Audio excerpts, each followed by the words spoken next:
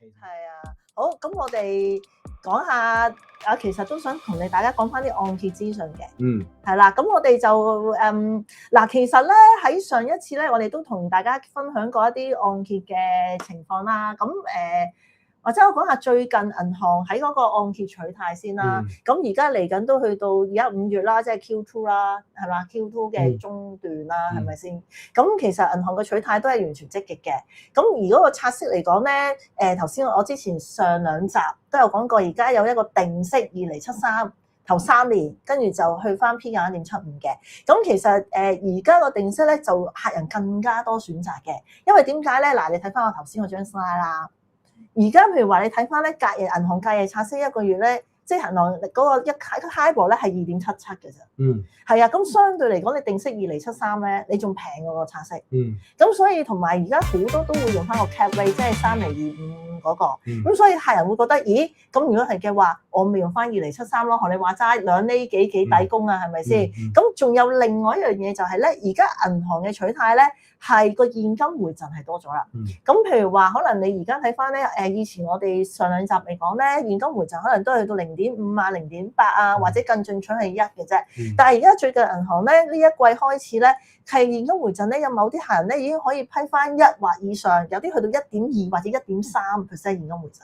咁所以其實咧，如果一啲客戶譬如話較早前借咗發展商議案，可能到期差唔多要轉翻，即係議案好貴噶嘛，發展商議案嗰啲呼吸 plan 我之前同你講嗰啲咧，咁嗰啲如果而家樓價又再高翻少少啦，咁你哋都可以考慮做翻一個轉案，做翻個轉案。哇！你如果你用一個發展商議案，可能供緊 P 減1，或者係 Pi rate 講緊5厘或者5.25厘，咁如果你係估價估得到嘅，咁你亦都有翻空間去轉翻去銀行嘅，咁你2.73厘係平好多。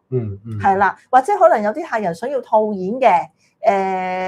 你知而家呢排做生意啦，可能有啲資金周轉啦，樓價又開始升翻咯喎，咁亦都有個空間咧，可以做翻個套現咧，咪轉案咯。咁你2.73厘再加你現金回贈嗱，你最高譬如話我而家有啲客人700幾800萬都有1% 啦，即係現金回贈。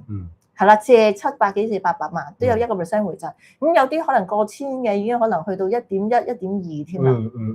係啦。不過我有一個啱啱係批咗800幾萬咧，有某一間銀行咧都俾咗1.2佢嘅。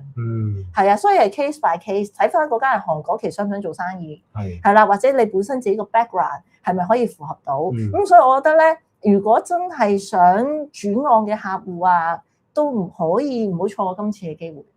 係啦，因為你預翻嗰個現金回贈真係好高。有冇試過最高嘅現金回贈係幾多？我啱啱批嗰個1.2咯。過去歷史咧？過去歷史好誇張啦！過去歷史之前誇張到試過有2% 現金回贈。哇2%！即係高峰期嘅時候。咁但係而家暫時就未去到未去翻以前嘅情況。但係如果你話而家現金回贈1.1、1.2、1.3，其實都屬於係比以前即係貼得以前嗰個水位㗎啦。咁但係都要同大家講啦，因為如果金管局指引咧，如果你個現金回贈係多過1% 咧，佢要將你個 loan amount 扣減翻嘅。咁即係譬如話你借貸100萬，咁你係1.2% 現金回贈，咁即係12000蚊啦，係咪？咁你就100萬咁12000蚊個 less 數去借俾你先嘅。咁嘅樣。係啦，呢個係金管局指引嘅。跟住但係嗰12000蚊咧，去到時咧，你 draw down 咗之後咧，佢會用現金形式入翻你個供款戶口嘅。係啦，即係呢個就係借得多過1% 嘅其中一個要求嚟嘅。係啦，咁所以咧，客戶就唔好錯過啦，因為我哋公司亦都做緊啲 promotion 啦，就係譬如話，如果你哋真係要做一個定息按揭咧，咁你都可以聯絡翻我啦。係啦，或者唔需要話一定係定息按揭嘅，即係如果你有啲咩按揭疑問啊，或者譬如話我頭先所講，咦，我真係借咗發展商議案，或者我而家有啲資金想周轉，或者我想套現嘅，咁都可以考慮下呢個方案，其實都唔錯。係啦，因為其實你話係咪再減翻息咧？我覺得減息週期都已經完咗啦。係啊，咁大家可以試下呢一個方法啦嚇，亦都可以揾我哋咯。係啊，幾好啊！即係你話3年定息嘅話，係啊，因為息口亦唔係話高。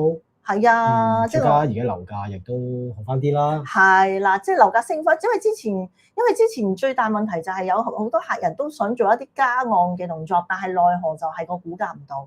係啦，或者做一啲轉按嘅動作，但係估價唔到。係啦，咁你話2073喺而家呢個 moment 嚟講係平嘅。係啦，即係我會覺得係不過要講多句啦，2073呢個定息就唔會有 mortgage link 咯。